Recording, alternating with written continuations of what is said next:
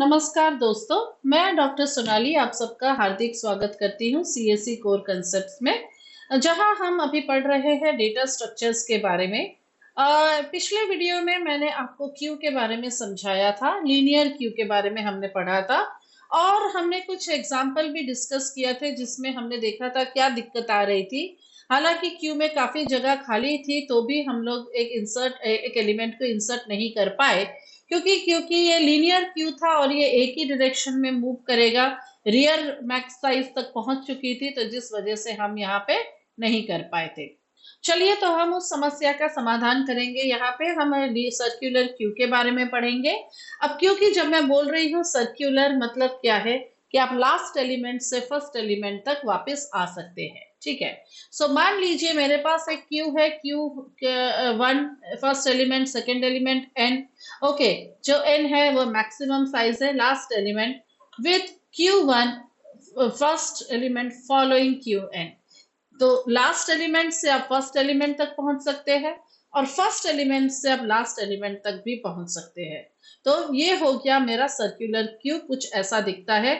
इससे कौन सी समस्या समाधान होगी? जो अनयूटिलाइज स्पेस था, अगर आपको याद हो तो हमारे क्यू में 4 पोजीशंस थी। अगर आप नहीं देख चुके हैं वीडियो, मैं आपसे आग्रह करूंगी आप प्लीज वो वीडियो देख लीजिए, तो आपको ये प्रॉब्लम समझने में इजी रहेगा।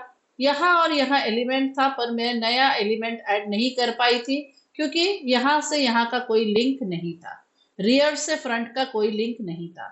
तो सर्क्यूलर क्यू को हम एक काम करते हैं, सर्क्यूलर वे में अरेंज करते हैं, where the rear can be connected to front and front can also be connected to rear. तो देख लेते हैं सर्क्यूलर क्यू में हम क्या क्या ऑपरेशन कर सकते हैं और किस तरह से होगा। सो इंसर्शन कर सकते हैं, डिलीशन कर सकते हैं। अब जब आप सर्क्यूलर क्यू से इंसर्शन करेंगे तो आपको क्या देखना है? इंसर्शन अगर आपका रियर मैक्स साइज तक पहुंच गया है, मैक्स साइज जो हमारा केस हुआ था कि rear was equal to 4, okay, पहुंच गया था, तो हम क्या करेंगे? रियर को फिर से रीसेट करेंगे 1 से। ठीक है, जो वहां पे नहीं था, वहां पे एक ही केस था, r is equals to R plus 1। बस r को हम फिर से जब वो मैक्स साइज तक पहुंच जाए उसको फिर से 1 पे रीसेट करना, ये हुआ सर्क्यूलर क्यू की ब्यूटी। ओके, अगर वो मैक्स साइज तक नहीं पहुंची है तो सिंपल वो रियर प्लस 1 हो के आगे बढ़ेगी। तो यहाँ पे कैसा केस है आप देख लीजिए। फ्रंट इज सेकेंड एलिमेंट है, ये first element, second element, third element and fourth element. तो ये जो आपका सेकेंड एलिमेंट है ये हो गया आपका फ्रंट, ठीक है, और रियर हो गया आपका फोर्थ। अब मैं एक नया एलिमेंट डालना चाहती हूँ, ठीक है, तो उस केस में मैं क्या करूंगी? जब भी मैं डालूंगी तो मैं रियर इज इक्वल्स टू 1 कर दूंगी। अब रियर 1 है और 1 फर्स्ट स्पेस जगह खाली है, तो मैं यहाँ आराम से नए एलिमेंट को डाल सकती हूँ। और अगर फ्रंट और रियर दोनों ही सेम है, मान लीजिए यहाँ पे भी मेरा कोई एलिमेंट ऑलरेडी है और रियर भी मैंने 1 पे लेके आई मैं, लेकिन मैंने ऑब्जर्व किया फ्रंट इज 1 और रियर भी 1 है, मतलब कोई एलिमेंट है, खाली नहीं है, means my Q is in full condition. Okay, तो इस केस में हम कुछ नहीं कर सकते हैं। तो फ्रंट भी 1 है, रियर 4 है। अगर आपने रियर 1 किया तो rear front is 1, rear is 1, that means it is a overflow condition. कोई बात नहीं, अगर ओवरफ्लो है तो जगह नहीं है तो हम वैसे भी स्टोर नहीं कर सकते, लेकिन अगर जगह है तो हम उसे यूटिलाइज कर सकते हैं। अब डिलीशन तो ऑब्वियसली सिर्फ फ्रंट से ही होगी और कहीं से नहीं होगी। सो फ्रंट अगर आपका 1 से ज्यादा है तो ही, या 1 है 1 से ज्यादा है तो ही आप ऐड कर सकते हो, अगर 1 से कम है तो नेगेटिव वैल्यूज या 0 नहीं हो सकता है।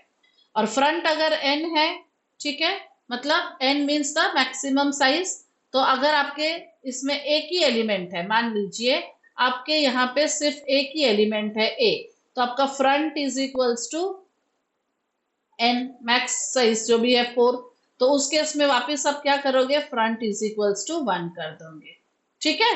तो फ्रंट 1, फिर से आपका काउंटर 1 से स्टार्ट हो जाएगा। तो यही ब्यूटी है सर्क्यूलर क्यू की। चलिए तो हम एक एग्जाम्पल देख लेते हैं। तो हम एक क्यू डिक्लेयर करते हैं जिसकी साइज है 4 और हमें क्या क्या ऑपरेशन करना है। अब क्योंकि ये क्यू स्टार्टिंग में है तो फ्रंट भी 0 है, रियर भी 0 है, मतलब क्यू हमारी एम्प्टी है। एक एलिमेंट इंसर्ट ए करना है तो वो ऑब्वियसली इंसर्शन आगे से ही होगा, तो फ्रंट बन गया 1, रियर भी बन गया 1।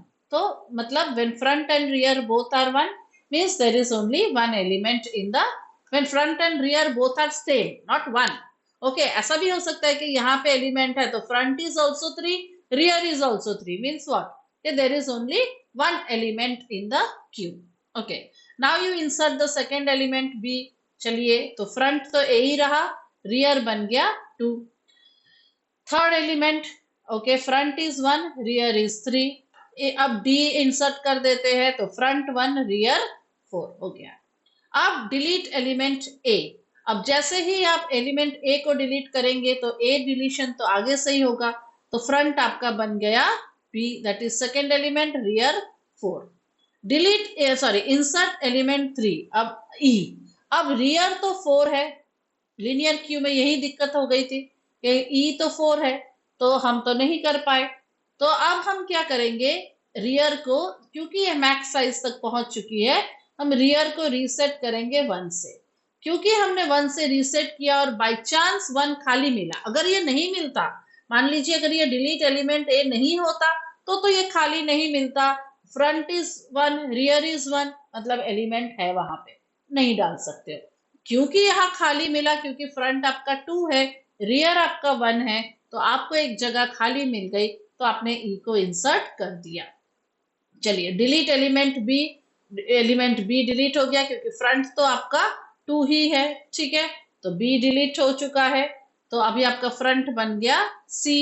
ये सर्कल में ही जा रहा है, ऐसा नहीं है ई आ गया तो वो फ्रंट हो जाएगा, बी को प्रायोरिटी नहीं मिलेगी, ऐसा नहीं होगा, ठीक है। चलिए इंसर्ट एलिमेंट एफ, तो एफ कहाँ पे होगा, एफ होगा रियर पोजीशन, दैट इज 2 खाली है। चलिए एफ भी ऐड हो गया।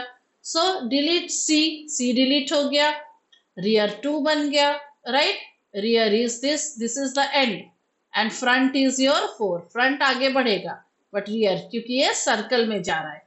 डिलीट एलिमेंट डी, अब डी जब खाली करोगे तो फ्रंट आपका तब ई मिलेगा, डी के बाद ही ई को प्रायोरिटी मिलेगी, बीच में से आया था इसलिए वो बैक जाके फ्रंट अपडेट नहीं होगा।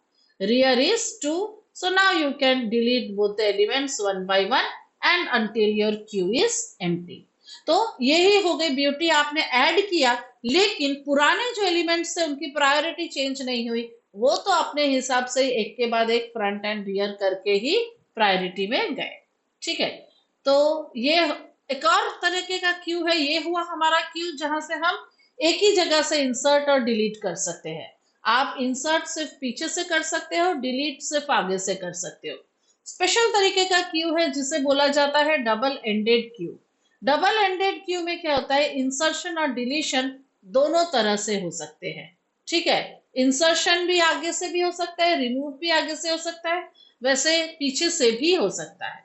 अब डी क्यू दो तरीके के होते हैं, एक को बोला जाता है इनपुट रेस्ट्रिक्टेड डी क्यू, मतलब इंसर्शन आप सिर्फ एक ही तरीके से कर सकते हो, डिलीशन दोनों वे से कर सकते हो, दोनों साइड से। और आउटपुट रेस्ट्रिक्शन में क्या है कि इंसर्शन आप दोनों तरफ से कर सकते हो लेकिन डिलीशन आप एक ही तरफ से कर सकते हो।